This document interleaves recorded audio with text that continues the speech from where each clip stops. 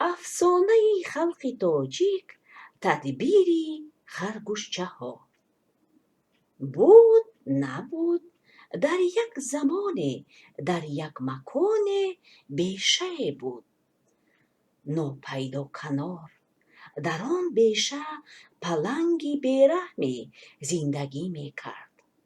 پلنگ خود را پادشاه جانوران خوانده اعلام کرده بود که هر جانوری که در بیشه زندگی می کند عهده‌دار است که برای او صید بیارد و هر جانوری که فرمان را اجرا نمی کرد جان از دست می داد. از پلنگ همه جانوران می ترسیدند، او را بد می دیدند، ولی نمی دانستند که چی کار کنند. جانوران به ظلم پلنگ تاب نآورده هر کدام به سوی گریخته جان به سلامت بردند. در آن بیشه به جز روباه پیر و خرگوش ها جانور دیگری نمانده بود. روزی از روزها پلنگ سر از خانه برآورد و به 4 سو چشم انداخت، ولی جانوری به سلام او نآمد و صیدی برایش مهیا نشد. پلنگ گرسنه ماند و از خانه‌اش بیرون رفت بیشه را خالی دید، در قهر شد، نعره کشید دهشت‌آور، به حد دهشت‌آور که شاخه‌های ارچه و صنوبر و توس از شدت باد لرزیدند. چند خرگوش که در این نزدیکی‌ها پناه برده بودند رو به گریز آوردند. می گریختند و ناخواست بر روباه برخوردند. ترسونچک ها، کجا می گریزید؟ از کی ترسیدید؟ پرسید روباه. روباه خاله، ما از خشم پلنگ ترسیده گریخته ایستاده‌ایم، گفتند خرگوشک ها. اگر از جانت سیر نشده باشی تو هم گریز خاله جان. کجا می روم من؟ ناز کرده گفت روباه. اینجا وطن من در اینجا به دنیا آمده و سین پیری رسیدم، فقط در همینجا چشم پوشیدنیم. شما جانورکان نادان نمیدانید که راه خلاصی از پلنگ چیست؟ نمیدانیم گفتند خرگوش ها. تو را خاله جان جانوری هوشیار و دانا میگویند که تو گرگ را هم به دام افکنده ای، شغال و خرس را هم. بگو ما چه کار کنیم؟ روباه عیار به خرگوش ها فهماند که با چی را می توان پلنگ را فریب داد و از جبر او خلاص شد.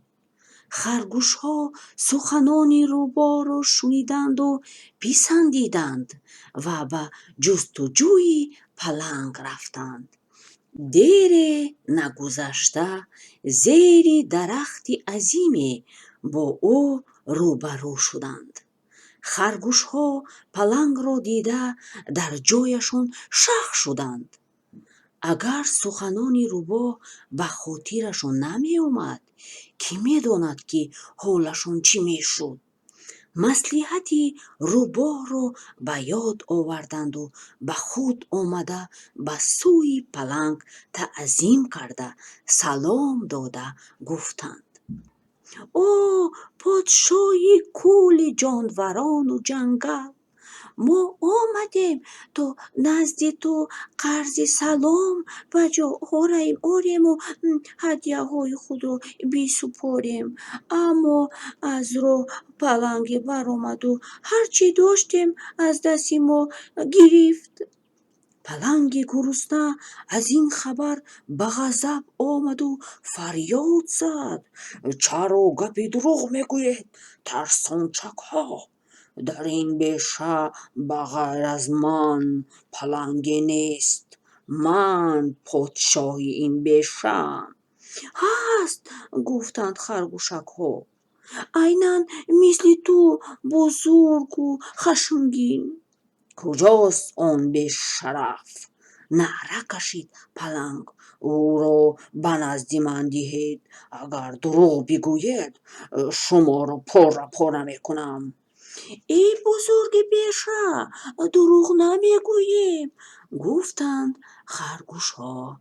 همراه ما بیا، خودت ببین که ما تو را فریب نداده‌ایم. خرگوش ها پلنگ را به نزد چاه آوردند و گفتند: این است خانه آن ناسپاس. پلنگ لبی چاه آمد و درونی آب آینوار صاف چاه عکس خود را دید و گمان کرد که آن پلنگ حقیقی است. دندانهایش را خشمگینانه غجراز زنانیده آتش گرفت، نعره کشید. پلنگی درون آب نیز گویا در جواب دندانهایش را غجراز زناند و مثل او نعره کشید. طاقت پلنگ طاق شده فریاد زد: ای نابکار، مرا باز مسخره میکنی؟ حاضر، من به تو نشان میدهم. پلنگ خشمالود خود را به چاه انداخت و بعد فرصت دیگر صدای از وی نبرآمد. خرگوش ها باشندگان بیشه را جمع آوردند. روباه کرنه نواخت و خرگوش ها طبلک زدند. آهو سرنه کشید و بز دایره زد. صدای کرنه و طبلک و دایره و سرنه را شنیده از 4 طرف جانوران جمع آمدند. همین طور خرگوش ها با مصلحت روباه دانا از پلنگ دهشت آور خلاص شدند. بچه های شیرین، هر کس به دیگران ستم کند مثل آن پلنگ ظالم جزایش را خواهد دید. از این خاطر نیکی کنید تا که نیکنام مانید.